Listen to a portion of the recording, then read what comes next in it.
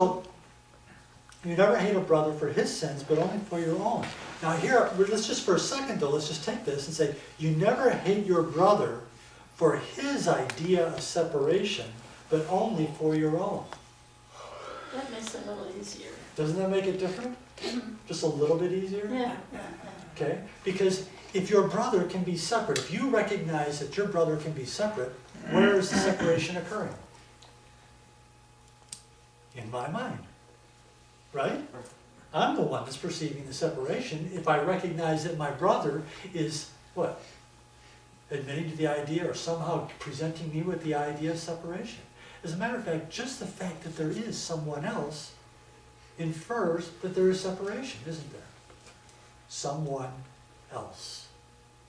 Okay? And that literally is what the sin is. But it's mine. But typically, though, we always hate everyone else for all the things that we perceive, that what? We perceive within ourselves that are going on. We're mad at them because we don't want to take responsibility for it. This has been helping me a little bit in the idea of forgiving what never happened. Yes. Because I look and I say, well, it is happening. But when you see it this way, you know, this way, Yeah. then you just kind of overlook that part. And that's the key. Yes. That's why he said overlearned. He Yeah. said overlearned. In other words, learn it so it becomes a first response to anything at all.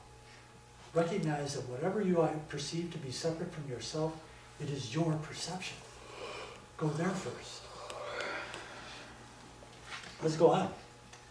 Why should his sins be sins if you did not believe they could not be forgiven in you? See, when we talked about sins a while ago, it was like, what is the difference between a sin and a mistake? A sin is set in stone, isn't it? A sin isn't a mistake. As far as the Course is concerned, if you sin, you've done an eternal damnation. That's the Catholic, that's everything. It's every religion. That's why the Course gently brings it around and says, no, it's a mistake. Okay? But here, let's go. Why should his sins be sins if you did not believe they could not be forgiven in you? Why are they real in him if you did not believe that they are your reality? And why do you attack them everywhere except you hate yourself? Are you a sin? You answer yes whenever you attack. For by attack do you assert that you are guilty and must give as you deserve. And what can you deserve but what you are?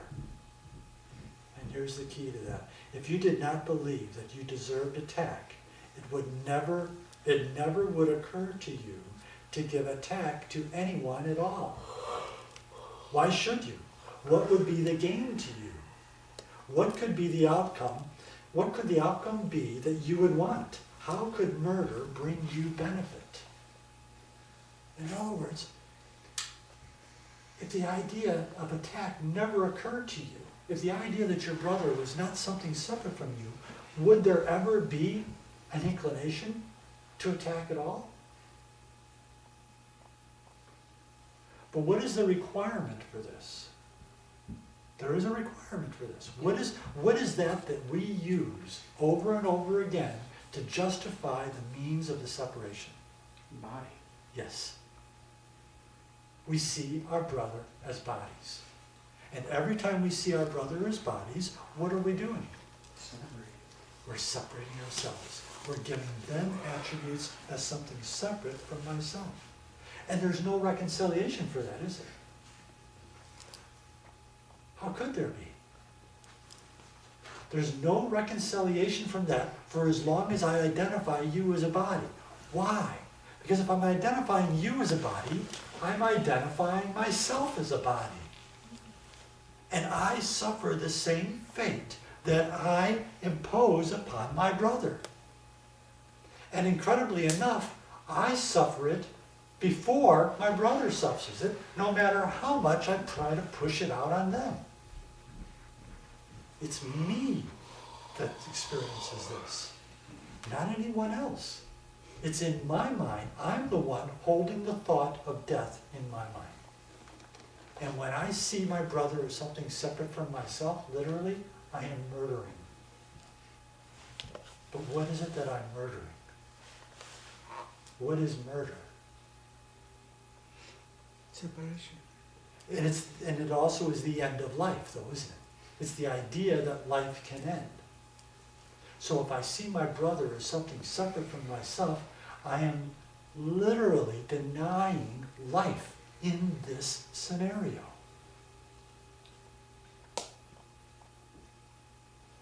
How are we doing? I keep Isn't it- thinking it's a- about Dr. Hugh Lin, Yeah, okay.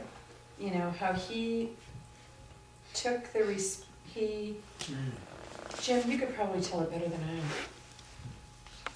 Hoko Ono. Yes. Hoko.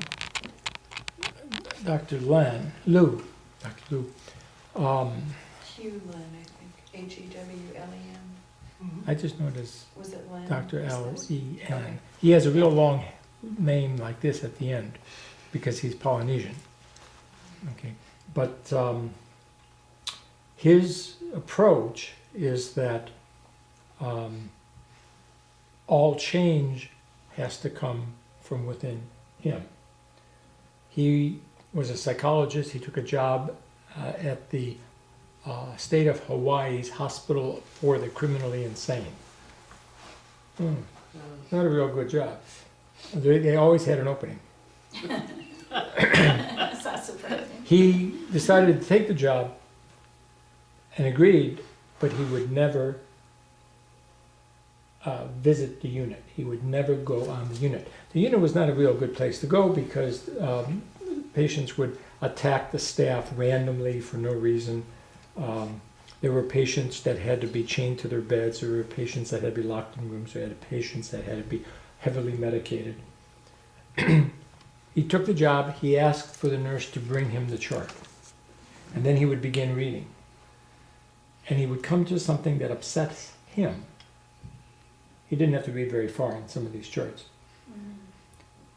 Then he would say, why is this in my life? Why is this here? What is it that I need to learn? And then he would say, I'm sorry. I'm sorry. Please forgive me. Yes. Yes. I love you, and thank you for this opportunity. And he would keep doing that until he could read that without upset. It's like you've gone beyond the reality of that, creating upset in him. He'd go to continue reading until something else upset him, and he'd do the same process. He would do this chart after chart after chart after chart, and the people started changing. They weren't attacking. They didn't need to be heavily medicated. They didn't have to be in locked rooms. They didn't have to be chained to their beds. Today, that unit is closed. There's no one to treat that they can't treat on a standard mental health unit. He did that with the power of his mind, or he introduced this practice to them so they could do it? No, No, he did it completely did himself. himself. He took Just himself. responsibility for what was in his world. Mhm. I love it. And that's exactly what we teach. Yeah. Any thought that you hold about any brother anywhere, okay, Yeah. means that you are in absolute communication with that brother. Right. There's even a lesson in the course where he teaches very much the same thing. He says, pick one brother, symbol of all the rest.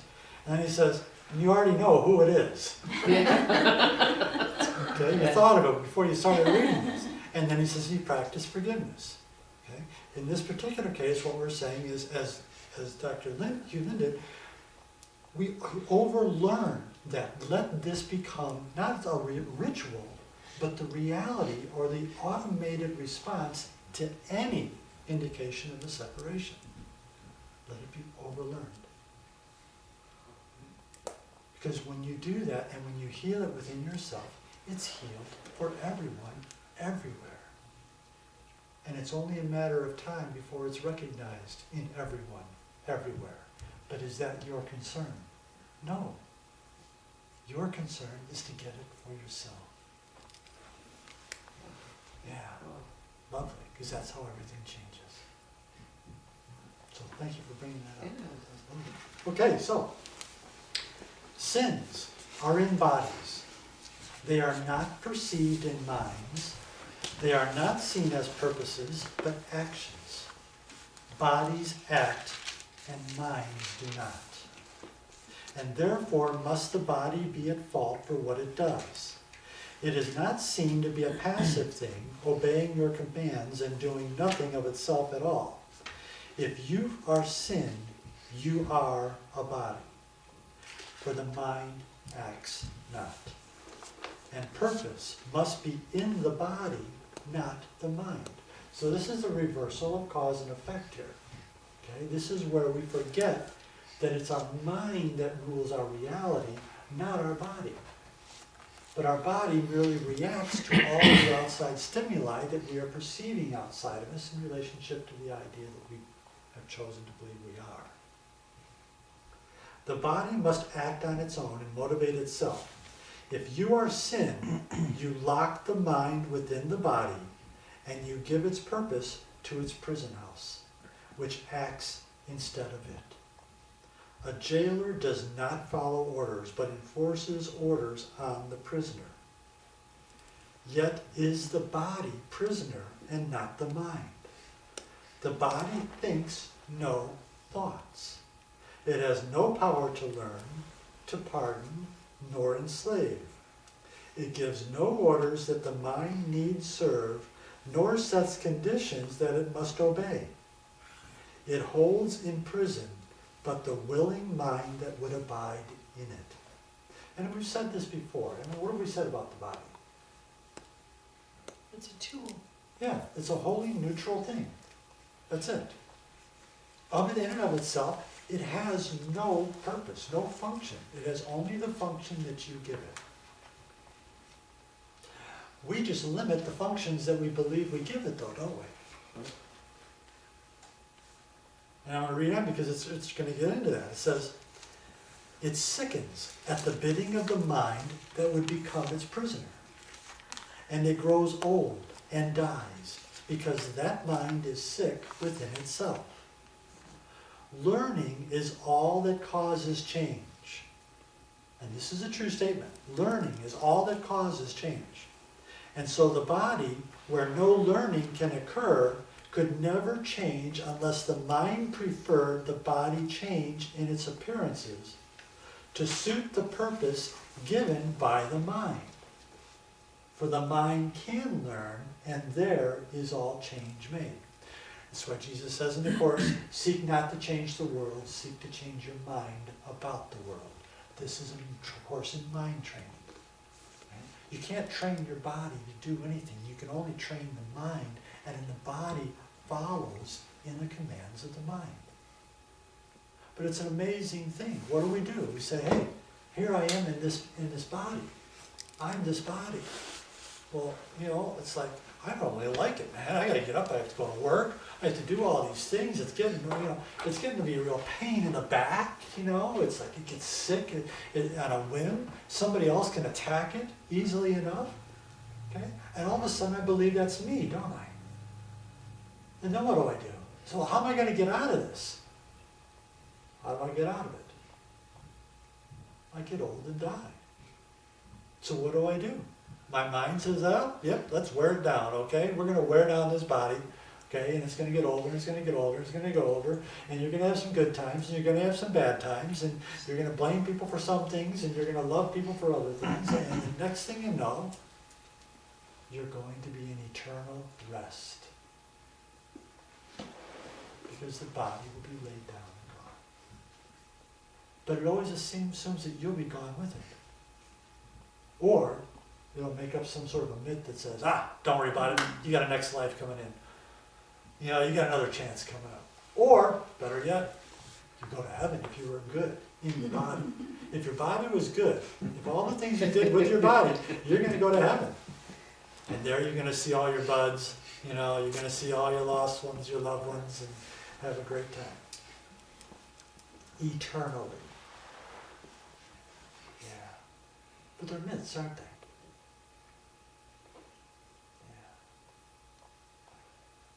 Life cannot come of death. Period. It just can't. The idea of death is the opposite of life. Life cannot know of death. It's just like truth knows not of falsehood. Truth is true. Life is life. So let's read on. See what else Jesus got to say here. The mind that thinks it is a sin has but one purpose, that the body be the source of sin, to keep it in the prison house it chose and guards and holds itself at bay, a sleeping prisoner to the snarling dogs of hate and evil, sickness and attack, of pain and age, of grief and suffering.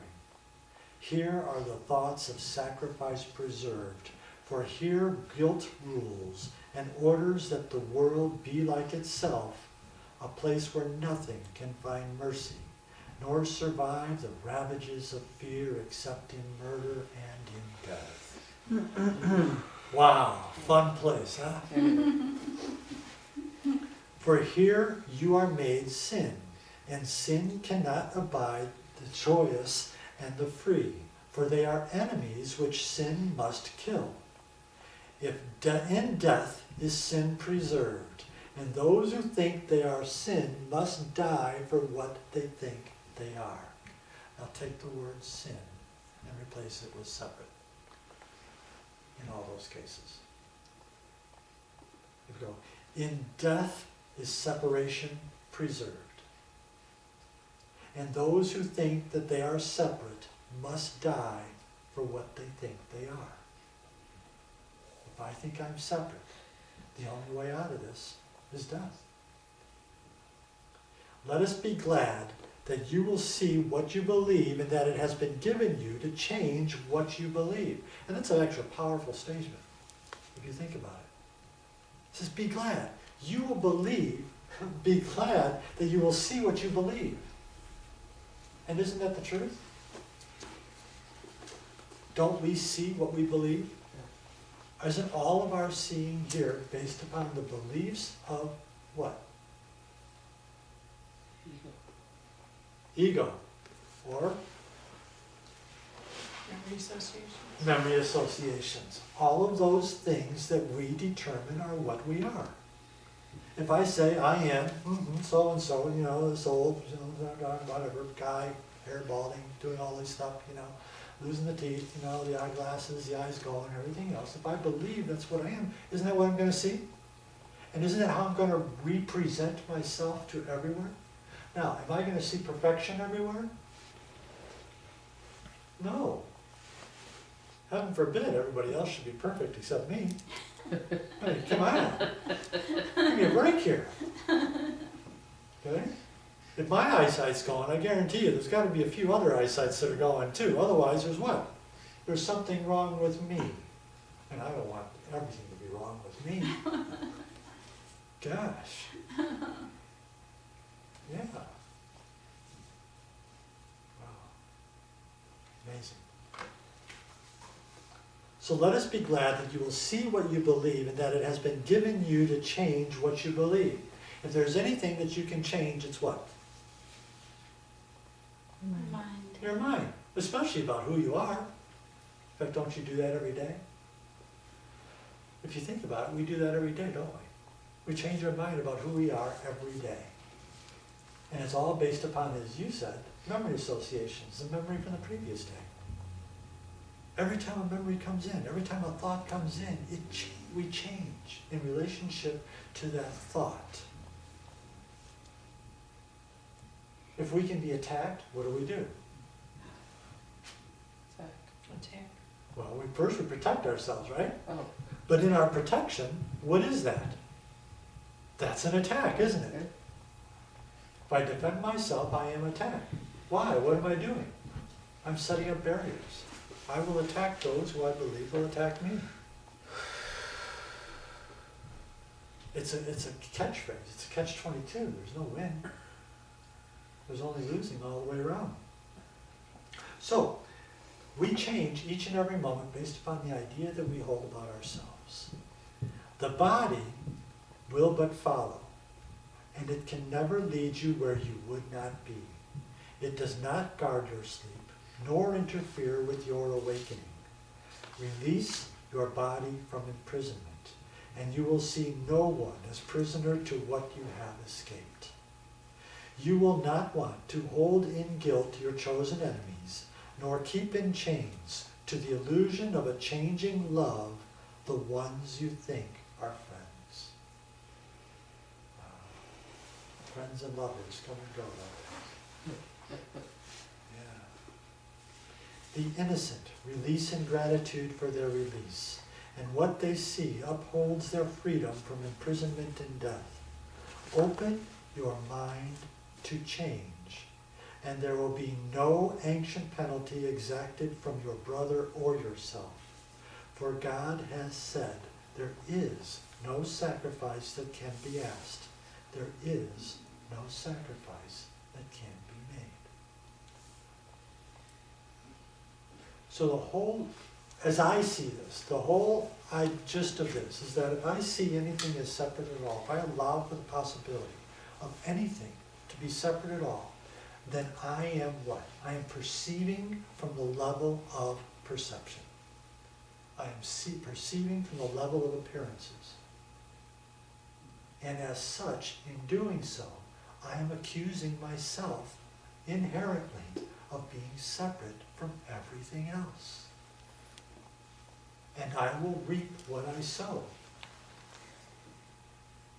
As I look to you and I blame you as something separate from me for anything that doesn't fit in with my memory association or the idea that I hold about myself, then I will attack you, and as such, I'm attacking myself. What is the self that I am attacking? We haven't gone there yet. What is the self that I am attacking?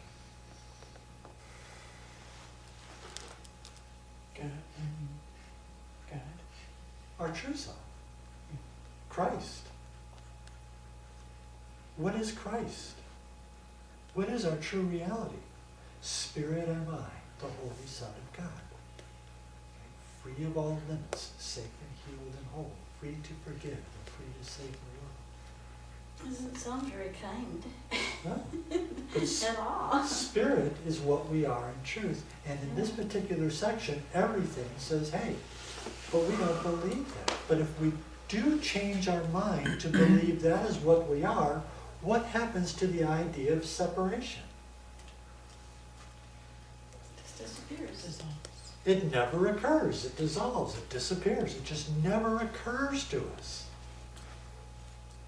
Now we are one in spirit, in light, in truth. But it's a lesson that needs to be overlearned because of the beliefs we hold about ourselves. Yes? We talk about The Last Temptation of Christ, the movie. Yeah. A while back, the book. And you mentioned that what happens is that when there's that refusal to die, when he says, okay, no, you know, the angel or whatever who ends up being Satan comes and says, oh, but you have done enough. Come down the cross, live your life, you're great. God doesn't want you to say. And then Simon comes and says, what did you do? And so forth. So he goes back and says, okay, fine, Yeah. I'm here. I want to be the good son. Yes. And I understood that you had said that he had accepted the sacrifice by going back but now reading this, Uh-huh. I understand that he never died. True. He overcame death, and because of that, because he forgave. Yes. You know, forgive them because they don't know what they do. So Yeah. when he got to that point, Uh-huh. all of what we're reading happened. Yes. You know, so it was the window there was mercy, Ah, okay. right? And what I read here, or what we read here, is when it says in that the paragraph 5, Uh-huh. towards the end, that says, and orders that the world be like itself, a place where nothing can find mercy, nor survive the ravages of fear except in murder and in death. You know, this part of mercy really spoke to me. Because you cannot give it if you don't have it. That's right. But at the same time, I am so driven by guilt. Am I making sense? I mean, there's no space for mercy. Ah. You know? Well, what would mercy be if you're driven by guilt? Well, there's none. You can't have both. You can't have both, Exactly. right? Yes. Okay. So how does it come in? So it was when that's the reason I'm going back to that passage in you know, the transcendence of death. When after he said, you know, if you can take this away from me, you know, The cup? spare me from the whatever, you know, he's going through the whole ordeal. Right. And then at the moment in which apparently he's been killed, Mhm. he rises beyond death, Okay. right? By saying, forgive, Forgive them. Mhm. you know? There's something I see, but I cannot grasp. I mean, Forgive them, Father, yes, because they don't know for what they they're know doing. not what they did. Uh-huh. Has nothing to do with what they did, Mm-hmm. right? Right. What did you say about that? The whole point was, he said, forgive them, Father, for they know not what they do. They didn't know that that they really can't kill him. That Yes. there is no death. Yes. And so the drama of it is the illusion, is the pointless. You know, so it's like in the idea of total forgiveness, literally, there is no death. They believed they were doing something, right? Absolutely. And he's saying, forgive them, Father, for they know not what they do. Mm-hmm.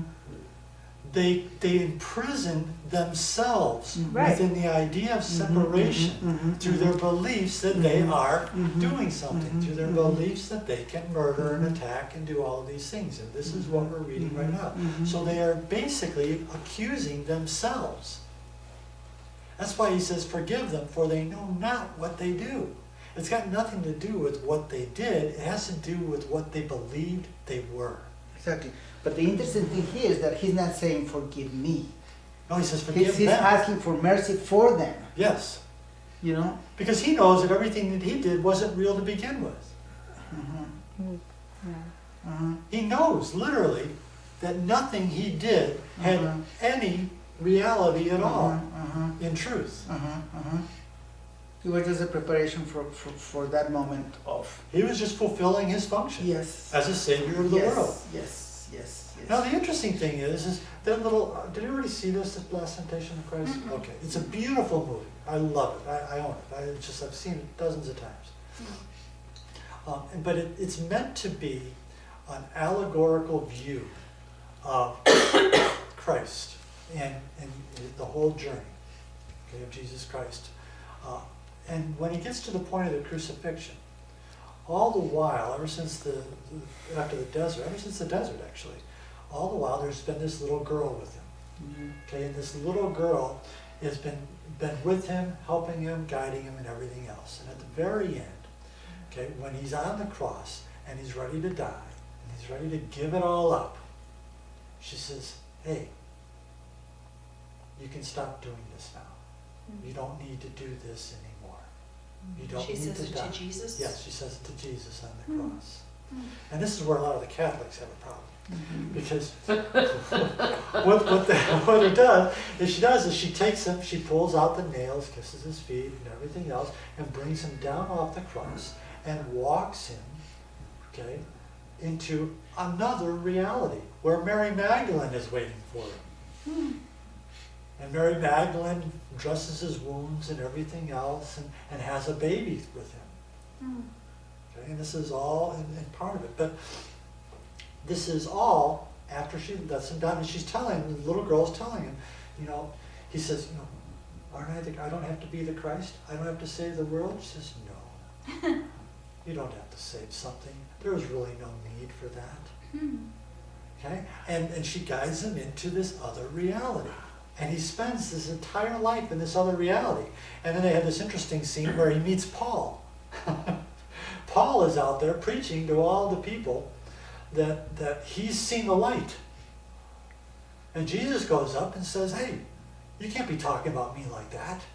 He says, I'm here. I'm a man, just like you and everyone else. I have kids. I've been raising a family for years. Okay? And Paul says, hey, I don't know who you are. I don't know who you think you are anyway. He says, but I'm talking about the risen Christ. Christ rose from the dead. The tomb was empty. Right? And I saw a light in me that has shown me to see. I used to go out and persecute all these Christians. And while on the road, I was struck with a blinding light that woke me up to a reality that was so much greater than this. So this goes on. And Jesus, okay, is finally laying in bed, and he's getting ready to just grow old and die. And all of a sudden, a couple of his disciples show up. Rome is burning in the background. And a couple of disciples show up, and Judas is there. Oh, actually, Peter comes in and says, Master, we've missed you so much. You know, and Peter's all broken up and everything else. And then all of a sudden, and Peter says to Jesus, Judas is here with us. He's been out killing the Romans. He hasn't changed a bit.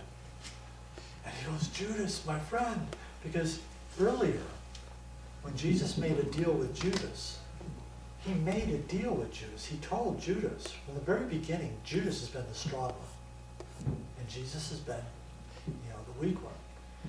And he's used Judas to keep him on the straight and narrow all the way through. And he told Judas at the Last Supper, he says, you have to do this. You have to turn me in. Because I have to die on the cross. Well, Judas comes walking at the end and he says, traitor! You told me that you had to die on the cross and that I had to turn you in. And you traitor! And he's yelling at him and calling all these things. He says, you were supposed to die on the cross. What are you, an old man with kids? You're not supposed to be an old man with kids. And Jesus looks at this little girl that's been with him the whole time. And he says, but she said I don't have to. Judas looks at her and says, her? That's the devil. And all of a sudden, the devil, the little girl, turns up into this flame of light. And he says, Jesus, I told you we would meet again. Where they had originally met in the desert. When he tempted her in the desert. He said, I told you we would meet again. And now here we are. And then Jesus turns around and he says, no. And he sees what he's done. And he crawls back up to the Golgotha, the land of the skull, and he climbs back on the cross, and he says, it is done. Now, the whole idea there is just simply that, actually there's a lot in it, but simply it's just that everything that he did it have any reality at all? Number one. Number two, no matter what you do, there is always the opportunity for you to change your mind. Always. Each and every moment, you have the opportunity to become the Christ. And that is your only function here. Hey, teacher, come on in. That is what your function is. You are not a body that's meant to be here to go through a seeming reality of doing things and and going years upon years into a perceived eventuality you're going to call death and say you did a good job. Okay? That isn't how it works. So all of that was really just an allegory to say through the movie. Okay? You think you're going to have kids, but things are going to happen. Mary Magdalene died, by the way. Okay? And died in childbirth. So he never got a child through Mary Magdalene. He ended up going and visiting the other Marys, Mary and Martha. And he married them, both of them. So he had kids with both of them. He had a whole crew. Catholics didn't like this at all. Jesus is a father. But the whole idea is, all of these things in our life, we go through each and every day. Okay, and they're all just judgments that we're making on ourselves, what we want to believe about ourselves. And any moment at all, we can transcend that. Any moment at all, we can change our mind simply about who we are. That's it. So it's a crucifixion. I mean, we put ourselves on the cross Yes. on and on through the day. Yes, and we keep climbing down off the cross. That's the amazing thing. We go through all the suffering. We do all of this, and what do we end up doing? Troubling heaven with our bootless cries. We get mad at God. I'm losing my house. You know, oh, I gotta have another operation. Oh, I gotta do this. Why is God doing this to me? We get mad at God for all of these things. And he doesn't know anything about it. But we believe that he does. So what do? We project all of that on what? God. And all the while, we're accusing ourselves because we're aligned to the idea that we are separate. We are separate not only from each other, but separate from God. Wow. But if I hear at the beginning of the lesson, in terms of responsibility, I just use it to crucify myself again. You know, I have to be responsible now. Okay, another cross and all that. But when I hear about mercy, you know, the cross disappears. Yeah. You know, but then I don't find it. You know, it's like, you know, it makes sense, but I don't. It's just like somewhere or some, you know. Think of how merciful is it? Here, you want to think about mercy? Wouldn't mercy be the result of or be that idea that you can change your mind? Just the idea that you can change your mind about what you are. Isn't that what mercy is? And that's what we're saying here. That's the only thing you can change. Don't lock yourself in prison. Don't imprison your mind within a body.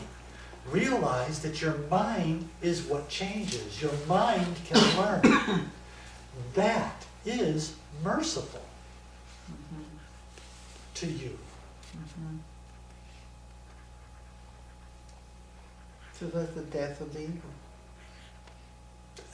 There is no ego in that sense then. The ego's gone. You're either one or the other. Okay? You're either whole or you're partial. You know, you're either whole or you're separate. One or the other. The ego, what do we say the ego is? An illusion. The possibility that we accept for ourselves that we can be separate, that we can sin. That's all the ego is. What is the Holy Spirit? Right-mindedness. Yeah, the idea that we are whole, that there is God, that we are one with God. Each moment we're choosing between what? The separation or wholeness. The ego, Holy Spirit. Heaven or hell. Heaven or hell. It's the same thing. What's hell? Hell is what separation is. It's our perceived reality and separation. What's heaven? Right-mindedness. There you Inclusiveness. go. All Everything. inclusiveness. Oneness. But one here I don't hear you say about yourself and all this is that you love yourself enough to forgive yourself, and that's the mercy you have to start with. And the one thing the Course always says is you have to kind of laugh at how silly your mind thoughts are sometimes. If you recorded what you thought about yourself for a week, you'd be horrified. That would be amazing. You'd be horrified. Think about that. I mean, I even think about that at times. You know, just taking a notebook and writing down every Yeah. little time that I'm distracted from this to something else. Wow. That's where mercy begins. And that's the path, too. Uh-huh. It's the escape route. You're a good guy. So let's go to the next section. How are we doing? Okay.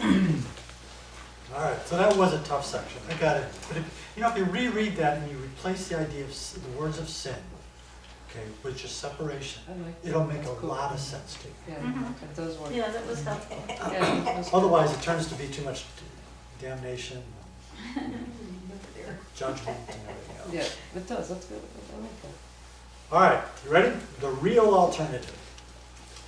There is a tendency to think the world can offer consolation and escape from problems that its purpose is to keep. Why should this be? Because it is a place where choice among illusions seems to be the only choice. And you are in control of outcomes of your choosing. Thus you think within the narrow band from birth to death. A little time is given you to use for you alone, a time when everyone conflicts with you, but you can choose which road will lead you out of conflict and away from difficulties that concern you not. Yet they are your concern. How then can you escape from them by leaving them behind? What must go with you, you will take with you whatever road you choose to walk along. It's an amazing thing. You know, why are they your concern? Well, they're not, but what you think about those concerns, it should be your concern. As soon as you identify them, they're yours, aren't they? Right. It's like it said before. He says you can believe you can choose which road will lead you out of conflict. Well, if you're looking for a road to lead you out of conflict, who's in conflict? Me. Who's saying that I'm in conflict? Me. And what am I doing? I'm looking for a road to lead me out of it, so I'm saying that I can actually determine which road it is that will lead me out of conflict. And I can't, because I'm in one in conflict. So that says, this will lead you out of conflict and away from difficulties that concern you not. And what is that if it's not just saying, that doesn't concern me? It's like blowing it off. But the problem is, if I'm in conflict, it must concern me because I'm the one that's in conflict.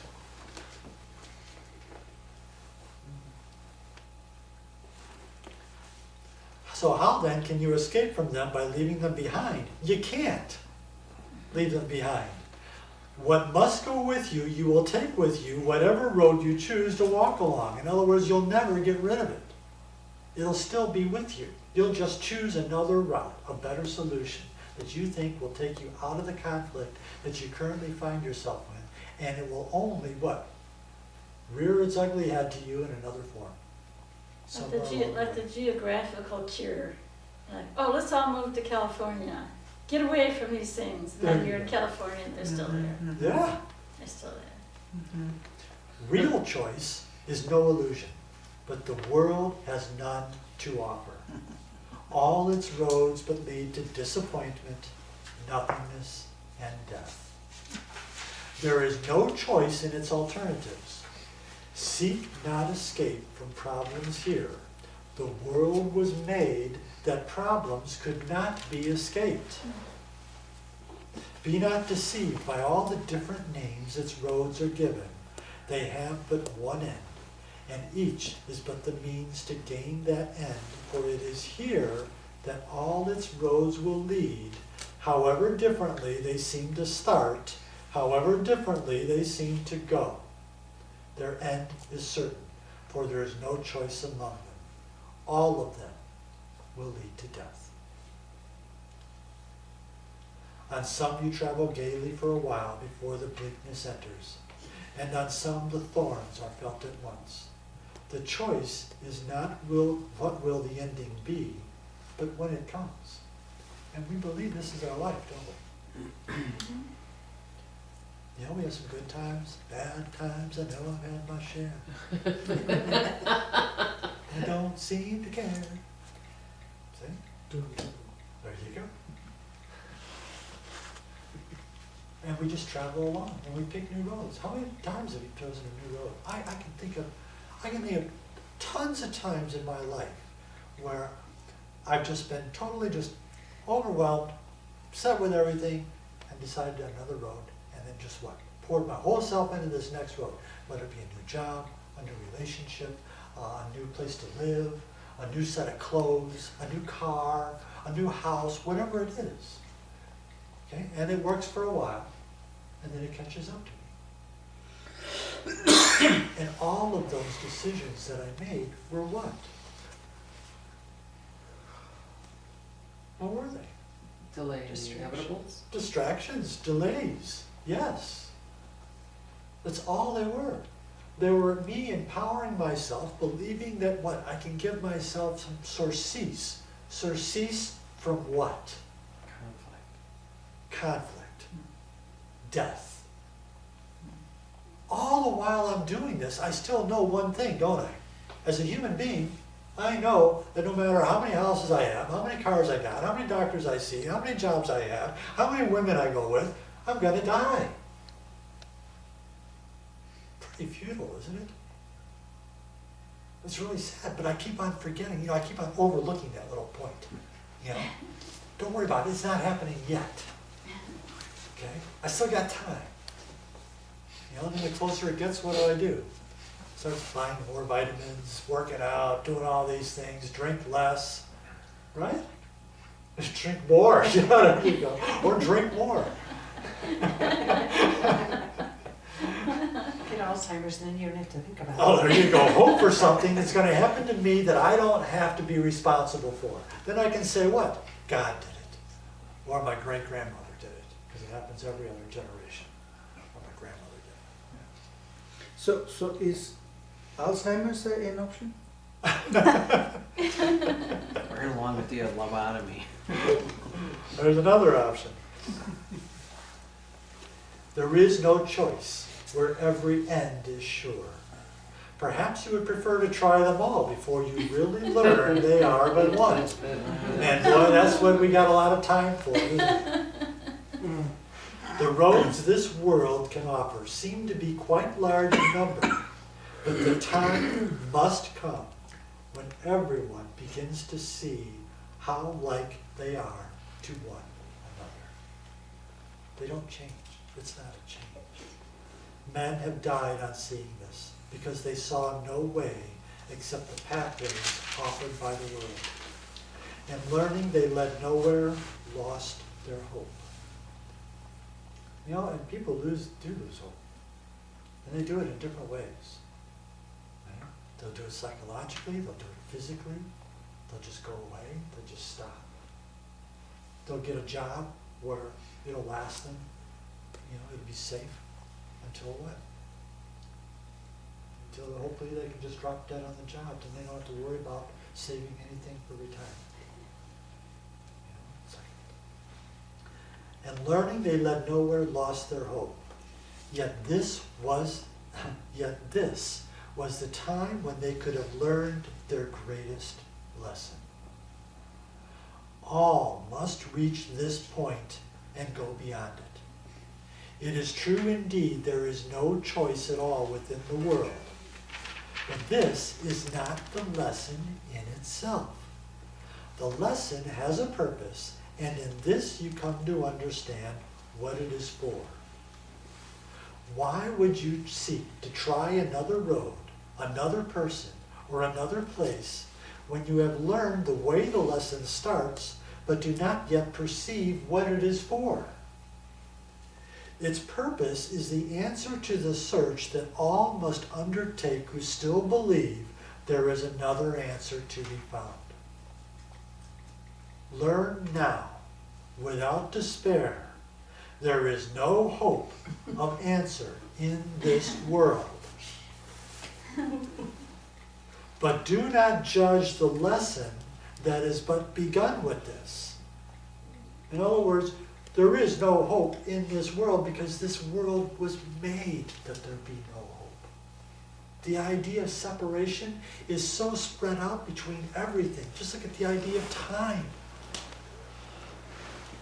Well, how long did they say the Earth has been around? Some 14.5 billion years. 14.5 billion years the Earth has been here. And in our mind, what has been happening in 14.5 billion years? Things have been coming and going. Life has been coming and going. So what does that tell us? We're going to come and we're going to go. And there's no answer to this here. Because this is what it represents to us.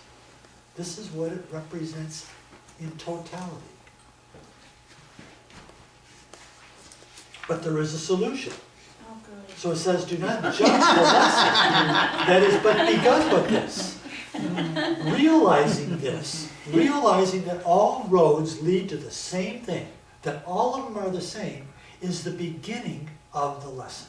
That's where it begins. That's where your reality, your hope for reality begins. Of course, you guys are way beyond this, but Is this where we start to talk though too about level confusion? no, I would think it would no. be. Actually, it's going to get. Well, let's read Okay, through it all right, and see where it okay. goes. But do not judge the lesson that has but begun with this. Seek not another signpost in the world that seems to point to still another road. No longer look for hope where there is none. Make fast your learning now and understand you but waste time unless you go beyond what you have learned to what is yet to learn.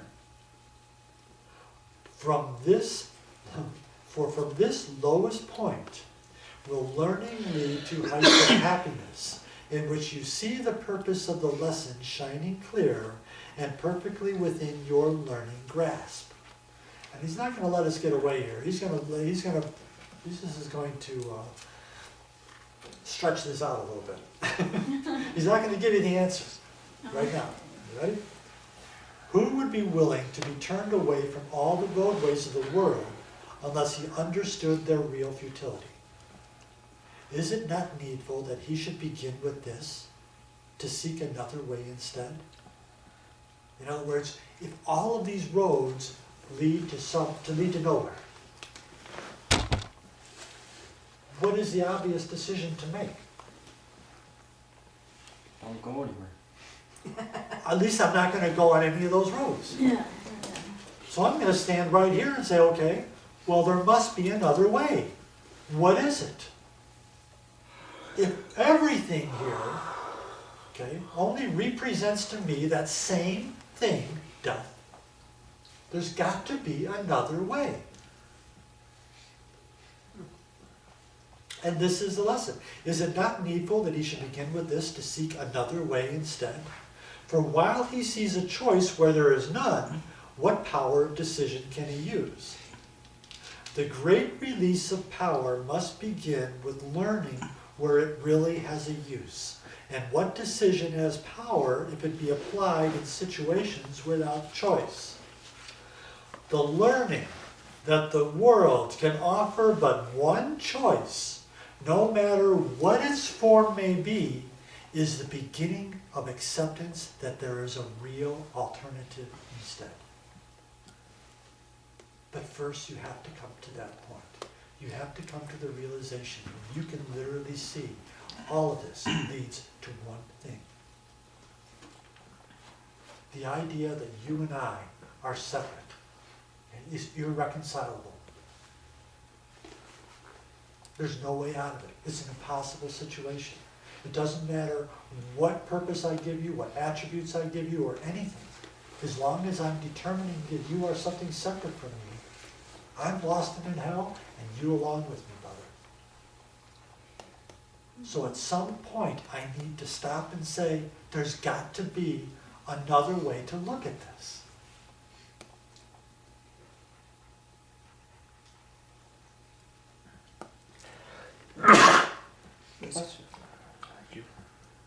Think not that happiness is ever found by following a road away from it. This makes no sense and cannot be the way. To you who seem to find this course to be too difficult to learn, let me repeat that to achieve a goal, you must proceed in its direction, not away from it.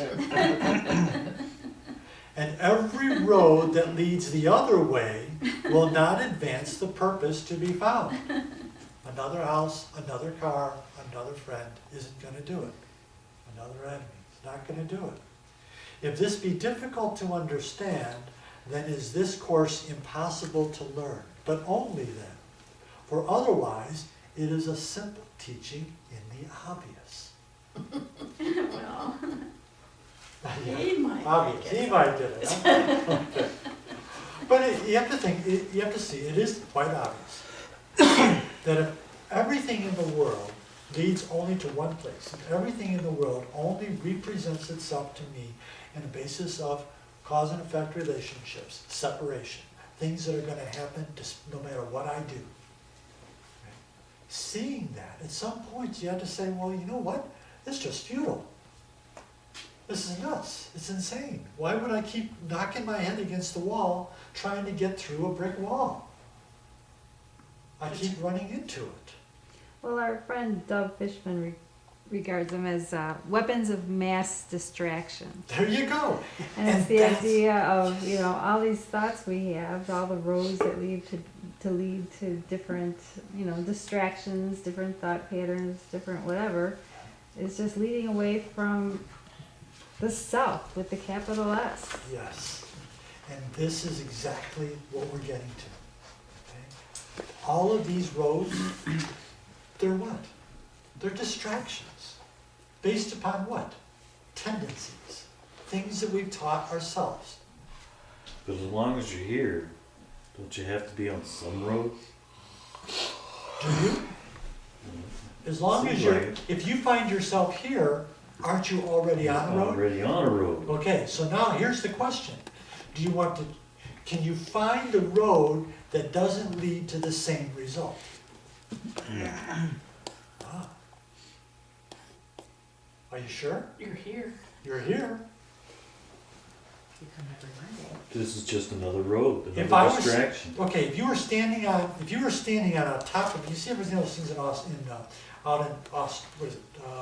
Arizona or something like that, you know, there's big towers, and it's like you're on top of it, and they're round, and then there's a million mile drop, no matter which way you turn.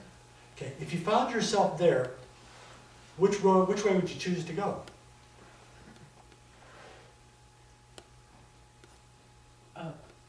She's got Or a at very best, Awful slow. or at very best, nowhere. See, but what he's saying here is some find futility. Some look at that and they say, man, I'm screwed. Anywhere I go, I'm dropping off the cliff. I'm dropping off the edge, and I ain't getting anywhere except dead. And he's saying, hey, you need do nothing. Your doing, your belief that you can go anywhere, that you can fix it, that you can climb down, that you can go in any one direction at all. And trust me, if you're on one of those things for a long enough time, you'll probably start looking around the edges to see if there's a way you can climb down. Well, And you can't. it's sort of like this example I gave many times, but I'll give it again. Where, you know, I was obsessed with the idea of moving to Hawaii. And I wanted to live in Hawaii. It's warm in Hawaii. There's beautiful birds in Hawaii. There's beautiful smells in Hawaii. There's the ocean all around me. I was only going to be happy in Hawaii. So I visited a bunch of times and tried to work it. I got my nursing license in Hawaii. Tried to work it out where we can move to Hawaii. Like, we're going to Hawaii, but just wasn't falling into place. And it was just this, you know, kept running into a brick wall. And then one day I'm driving down Maple Avenue in Lyle. And, you know, it's a beautiful sunny day. And there were birds singing. And, you know, I saw this guy walking his dog. And, you know, all of a sudden it hit me. Like, it was here. It was in Lyle. But it wasn't in Lyle. It was within me. Like, Hawaii was within me. And it was the idea of being totally present without judging my surroundings, without judging what's going to make me happy, without, you know, getting caught up in the distractions of my own thinking mind, and just totally surrendering to what was at that moment. And I'm driving down Maple Avenue like, this is Hawaii. I love Hawaii. This is a beautiful place. But it was here, you know, it was surrendering to the present. And it's the only way that you know, I finally resolved the whole thing, and you know, now it doesn't matter where I can bring in that essence in my mind anytime I choose. But Exactly. it's the decision that I made. It was a decision. It was a shift, and it was grace or mercy, whatever you want to call it, that occurred, that allowed for the shift to occur. It was that little willingness that the Course talks about. It was a miracle. It was a little miracle that allowed for me to be peaceful in the present, not in. So you're sitting on that precipice right now, and you know there's no What? way off of it. Right. Okay?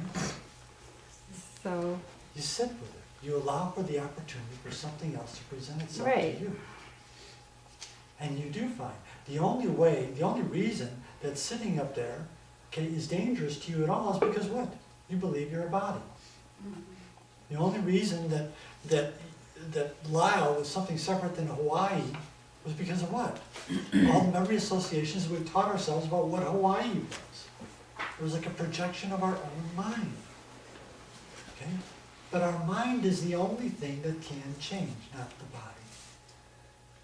So if for a moment we trust and we look for something else, the shift occurs.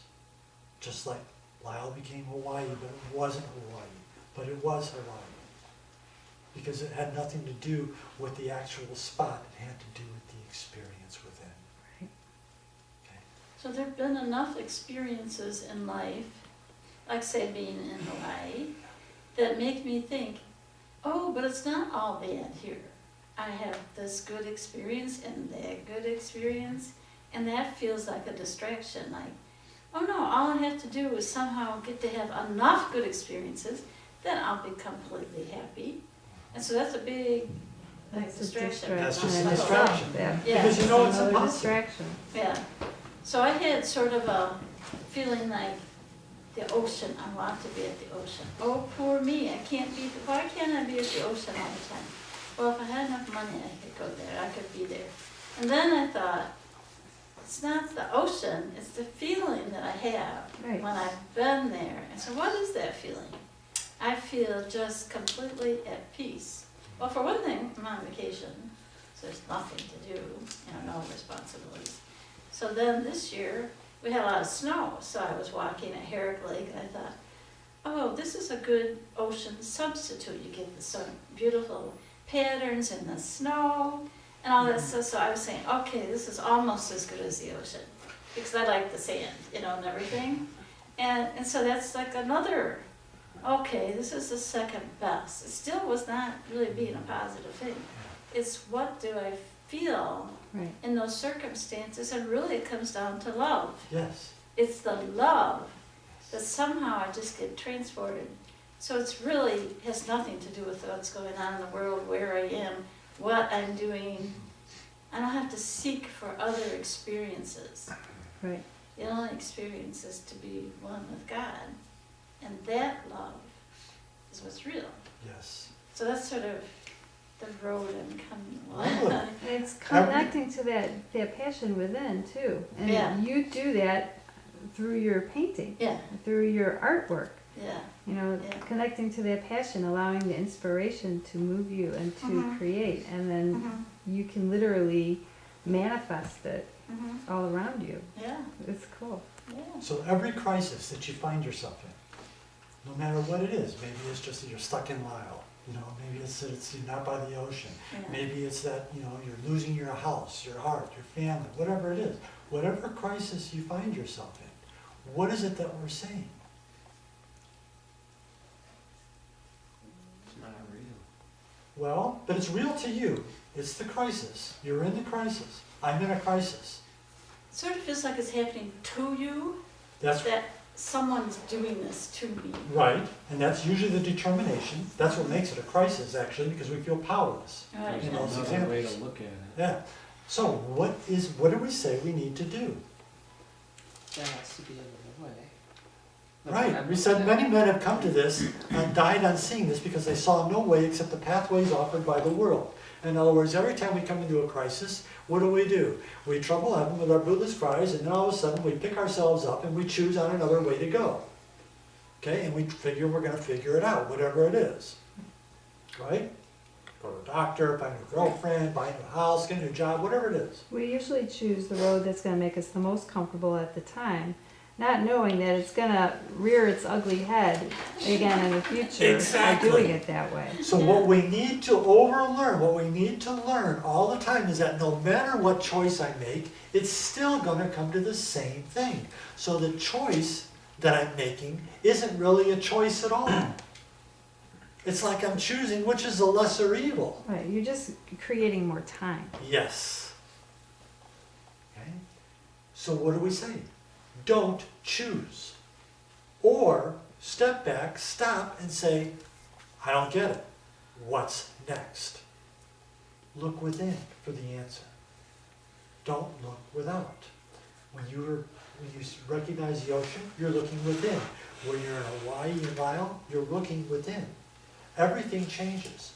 If you do this enough, if you practice this enough, you will realize a shift occurs.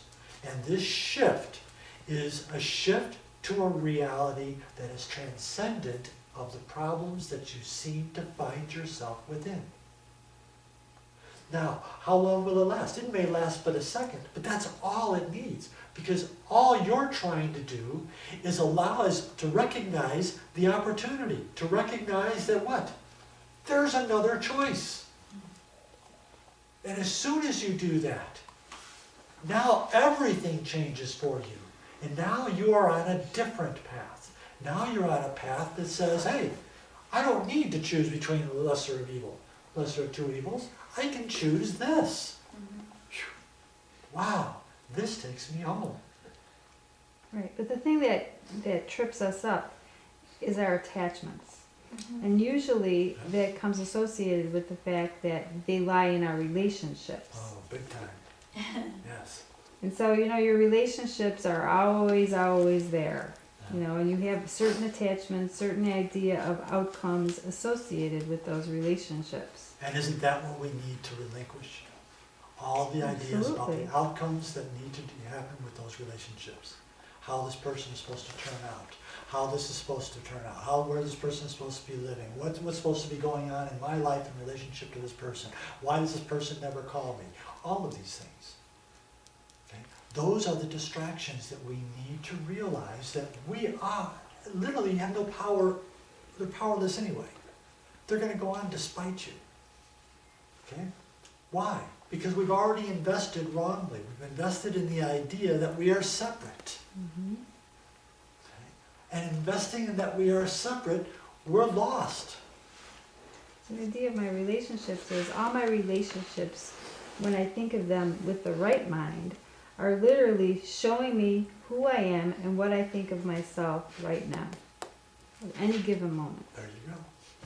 And so if I open my heart in gratitude for that experience, that relationship is on its way to healing because what? I haven't forgiven them or the idea that they've done something to me. I've forgiven myself for the thought that I could be separate from them in the first place or that something could be done to me or that something has separated, the one mind. So shifting the special relationship into the holy relationship. Correct.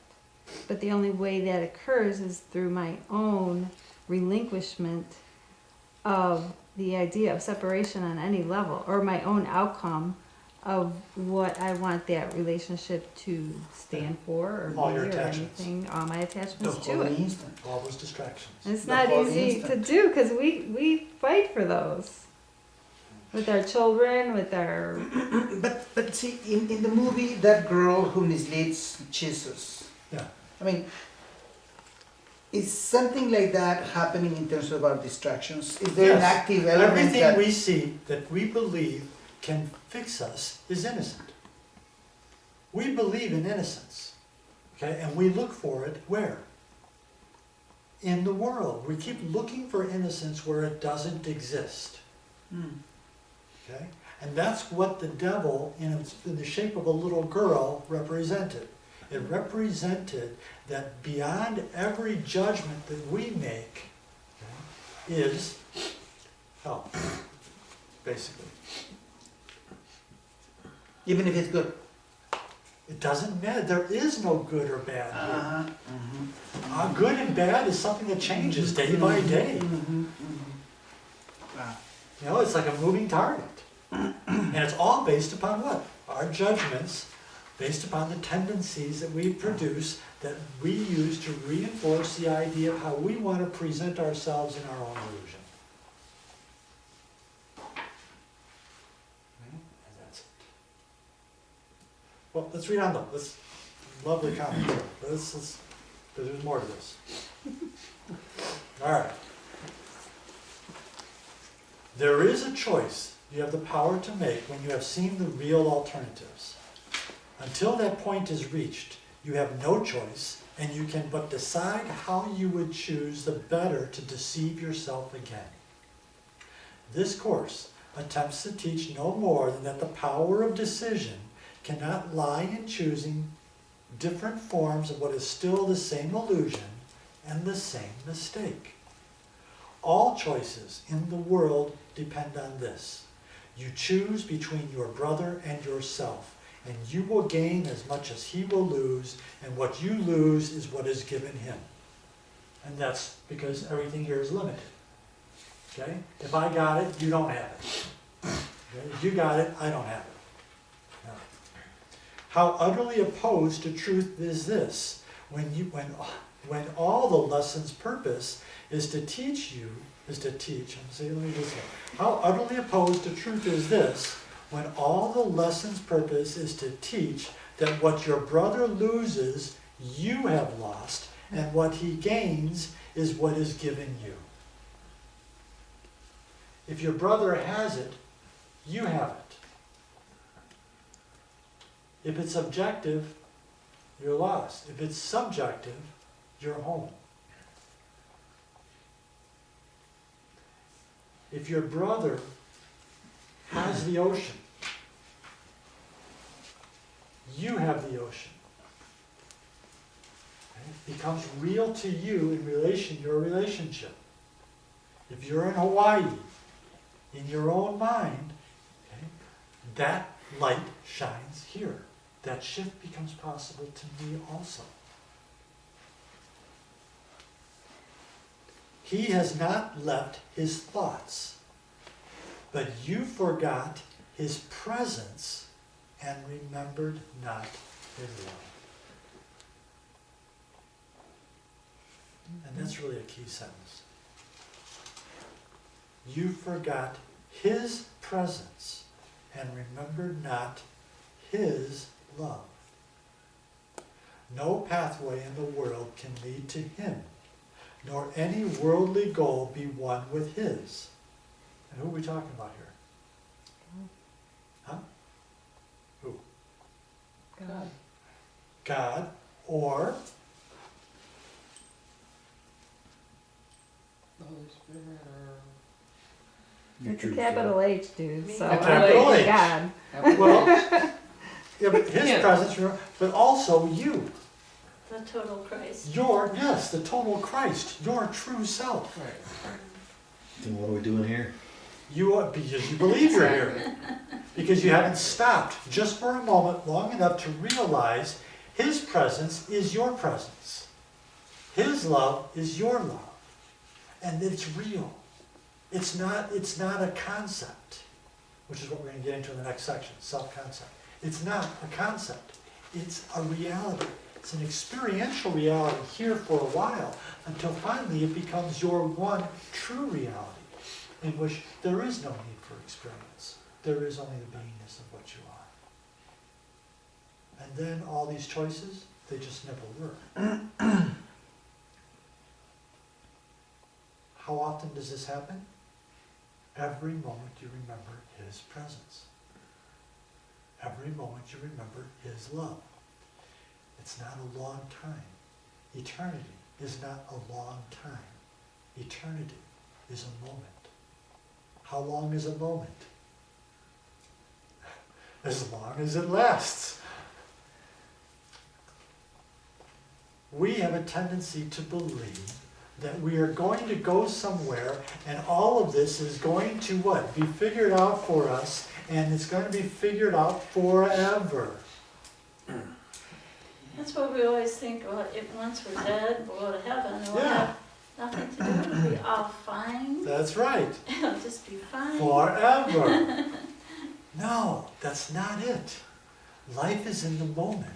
You are continually popping out between universes. Okay? Each and every moment you find yourself in a different universe. Why? Because everything that you know about yourself has changed each and every moment. So, if you hold on to the moment, if you come into the realization of the moment of that presence, that reality, that, boom, wow, you are now one in that.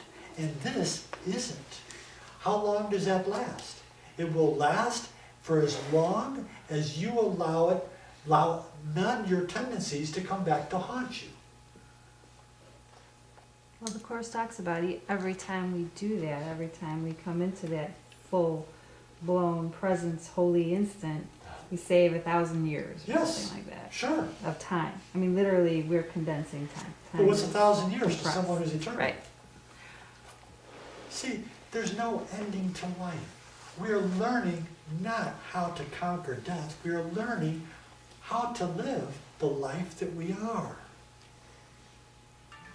This is what this is about. We've been mired in the decisions based upon our tendencies, thinking that we're going to figure a way out of this. Out of what? It doesn't exist. It's an illusion based upon our preferences, how we prefer to define ourselves each and every moment. So say, hey, I'm standing on the top of this little round button here, and there's nowhere left to go. But where? I can't go up, I can't go down, I can't go anywhere else. Where else is left to go? Within. Life is within. There's, wow. Let's go on, let's finish this up. No pathway in the world can lead to him, nor any worldly goal be one with his. What road in all the world will lead within, when every road was made to separate the journey from the purpose it must have, unless it be but futile wandering? All roads that lead away from what you are will lead you to confusion and despair. Yet has he never left his thoughts to die without their source forever in themselves. He has not left his thoughts.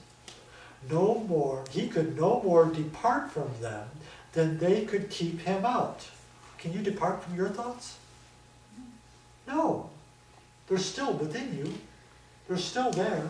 You can't get rid of a thought once you have it. An idea never leaves its source. You can distract yourself till kingdom come so that it doesn't occur to you.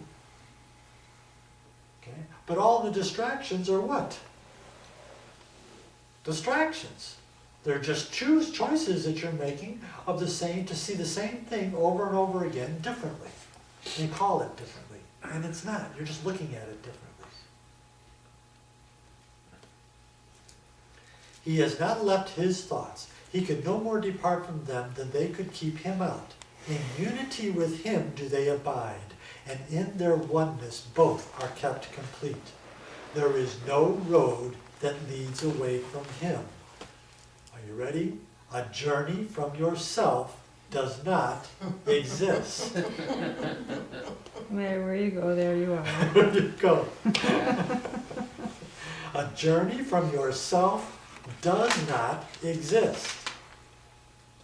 How foolish and insane it is to think that there could be a road with such an aim.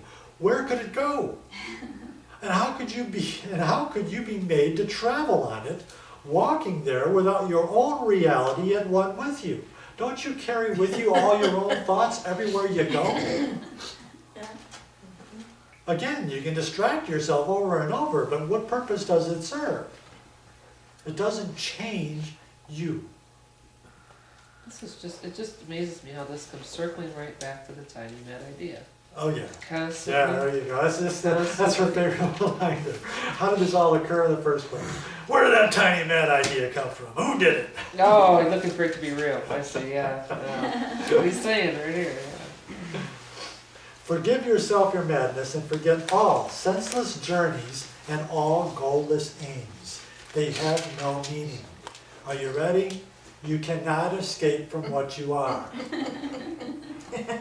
I know we think we can. We really think that we can escape from what we feel we're stuck with. Okay? It doesn't work. For God is merciful and did not let his Son abandon him. For what he is, be thankful, for in that is your escape from madness and from death. Nowhere but where he is can you be found. There is no path that does not lead to him. Cool stuff, huh? How are we doing? We doing all right? How are we doing here? Great. We're doing all right. Cool. I'm liking it. Well, what I see is that what the Course says, any defense is an attack, any attack is a defense. Yes.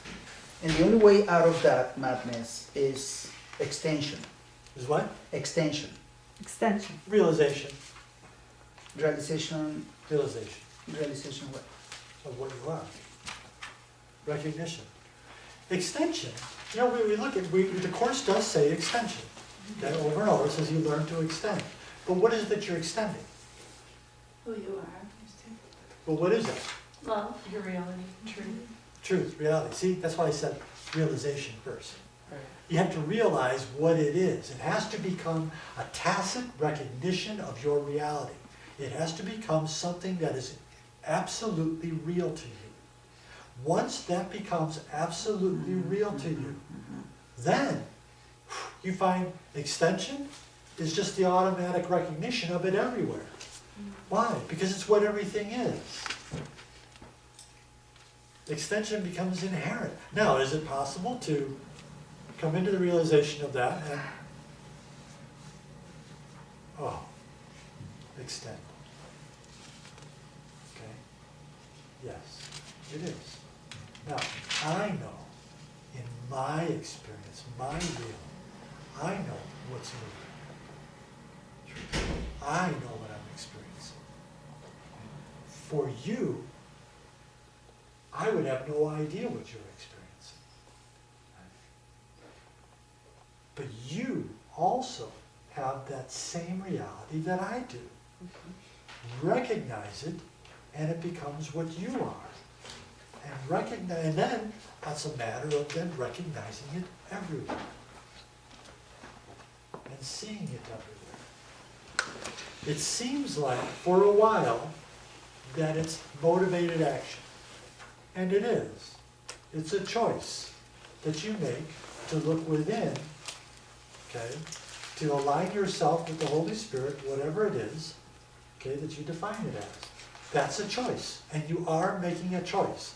And it is motivated by what? The realization that all of this is mud, and you want to get out of the mud. It's like you're tired of trying to perceive the light through the murky waters. Okay? You just want to what? Come into the clean air.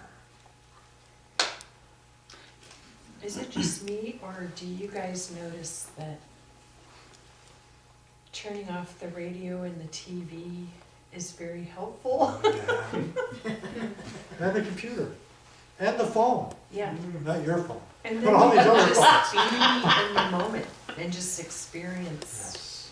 what's around you. And every time you do that, what are you saying? I want to know myself. I want to know my reality. I want to know this. I don't want to figure out all of that stuff.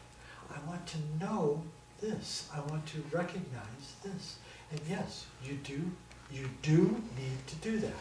It gives you so much more peace. Yes, it does.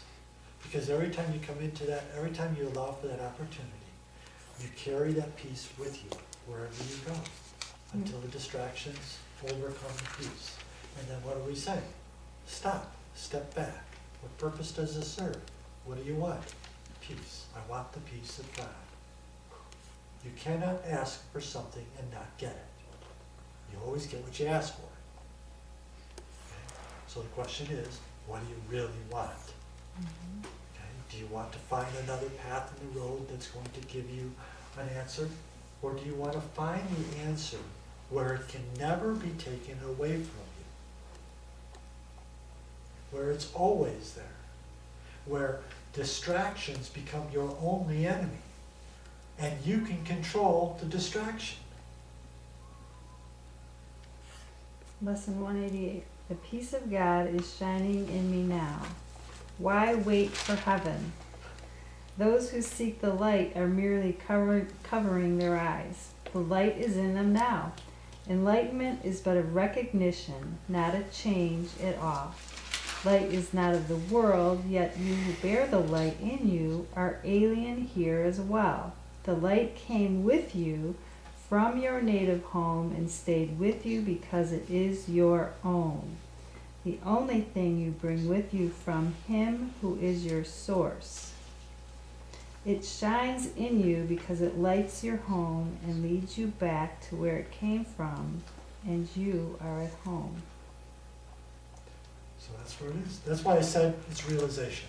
It's Right. a tacit recognition of that light, of that experience, of that reality. Once you have it. And it's like, when I say have it, realize it, okay, it's entirely subjective. There's no one experience that is the same for everyone. Okay, there's only a universal experience that is what? Absolutely subjective to you, personal to you. You may find it in your paintings, you may find it in your walking, you may find it in your reading. Just realize that it's also in your greatest pains. It's there. When you're troubling heaven with your bootless cries, when you're down on your knees and you're screaming and yelling at God, it's there. I guarantee you, He never leaves you. He can't. And you never leave yourself. You can't. But you can avoid yourself. I mean, if we go back to And that's what the distractions are. if we go back to the beginning of the first thing when it says that the lesson to be overlearned, Uh-huh. you know, precisely, you never hate your brother for his sins, That's but right. only for your own. That's right. So it is, it's quite a challenge. I mean, it strikes me as something very difficult that is not just like, okay, I'm just light and I turn off my computer and now I'm in enlightenment. I mean, you turn on the computer, you think you're light, and then you get shitless scare. And that's the reason people turn on the computer back and you know, run for their lives. So that's when, you know, so whatever form his sins appears to take, it but obscures the fact that you believe them to be yours and therefore meriting a just attack. There you go. So I mean, it's just an illusion, but it's an illusion that really hooks us. No, all beliefs are real to the believer. In other words, this isn't an illusion to you. This is your reality. This is it. Okay? This is real. There's actually a book here called A Course in Miracles that outlines this whole, you know, this whole path and everything else that tells me over and over that I'm dreaming. Okay? I need to change my mind. That's real to me, as long as I accept what? This is my reality. But there is a moment. It doesn't matter whether I use this book. It doesn't matter whether I read Milarepa, the Bhagavad Gita, the Upanishads, the Bible. It doesn't matter which one I read. They're all saying the same thing. Right? And the incredible thing is, I can interpret them to mean whatever I want them to mean. Which is why some people pick up the Course and put it down. I mean, I can say this is the work of the devil. Okay, right? I can interpret this as the work of the devil and condemn it thereby. Sure. It's like all power is given unto me because I create my own reality each and every moment based upon what? What I want to believe I am. And as long as I want to give this reality, as long as I feel this is my reality, everything I see will justify this reality to me. How do I get out of it? I cannot go anywhere within it and reach a point that's outside of it, because everywhere I go, it's still there. I carry it with me everywhere I go. So, what need I do? Stop going out there and come in here. When I come in here, I find a space, just a moment of peace. The shift occurs. Phew, I'm home. Now, you've heard me say this before. The effects are cumulative. Okay? They're cumulative. Every time you make a decision, as you had read earlier, 1,000 years is saved in time. Okay? Well, so what are we doing? We're shortening cause and effect, aren't we? We're shortening time. What is it that the cause and effect that we're shortening is? Quite literally, we are shortening the amount of time it takes for us to see something, determine the unreality of it, and decide we want to go the one place where we can come to find ourselves. All the other times I says, nah, I think I'm gonna go get a girlfriend, or I'm gonna get a job. What is that? Time. Okay? So what do I say? I'm not gonna go get a new job. I'm just for a moment, I'm just coming in and say, Heavenly Father, what am I doing here? What would you have me do? Where would you have me go? What would you have me say? Do? Boom. And then I'm going to trust. And trust is a big one. I'm going to trust that I'm going to get an answer. And trust and wait for the answer. And the answer will come. It may not be the one that I think I want based upon all of my tendencies and my preferences and how I want to see myself. It's like, God, why didn't you make me big? I could have been a football player. I love football. Why didn't you make me bigger? Why did you make me a shrimp?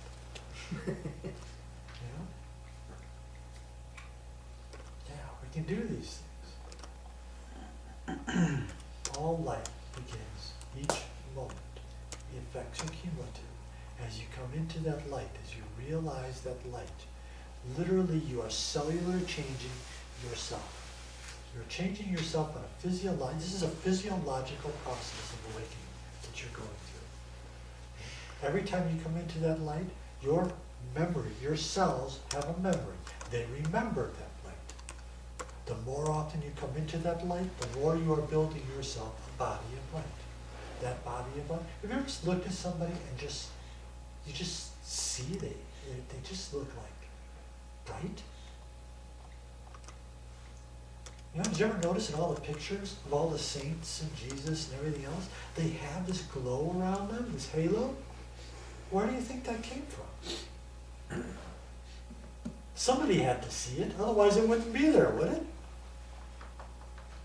Where would it come from? So somewhere along the line, somebody saw this, or somebody saw this consciousness that looked absolutely perfect, pure, light. Or they were aliens and that was their helmet to keep They did. It's amazing what we can do, right? It's amazing the choices we have. Or we can say Jesus was an alien. Picture me like that. Yeah, I could. He was. He wasn't from here. He wasn't from here, but actually he was from here. That's what he says in here. He says, I am no different than you. I am a man who made a different choice. I chose not, this is my reality, I chose to look within instead. And found something. And when I found something, I accepted it as myself. Did it take a while? Yeah. Didn't help him out here. Actually, it did. They killed him and tortured him here. No, he never died though. But here he did. was his body. And this is why I say, don't limit yourself in that regard. How many times have you gone through pain and transcended it in your life? We determine pain because we judge it to be what? Physiologically conflictual with our reality. Okay, so we call it pain. And then what do? We suffer the judgment accordingly. How many times have you seen the whole thing about walking on coals? What do you think that is? Walking into the fire. You know, it's like, we read it tonight. This body, okay, it's going to be whatever you say it is. It's going to have only the limitations that you place upon it. There are those that get cancer and die in a week, and there are those that get cancer and they never die. They're still living. Why is that? Why aren't the rules the same for everybody? Because there are no rules. The rules are what you make, how you feel about yourself, who you feel you are. So, can you become a mystic? Can you go to light? Can you literally go up in a flash of light? Sure. How dedicated are you to that purpose? How many of the distractions of the world are you willing to overlook completely to come into that? All power is given unto you in heaven and earth. You can move mountains. It says it in a couple of books. But do you believe it? I always thought about moving a mountain. It never really appealed to me because I have to see what's on the other side of it. It wouldn't get me out of judgment at all. And there'd be a big hole there where the Yeah, mom used to yeah, be. really a with hole. her- This is a physiological process of transformation.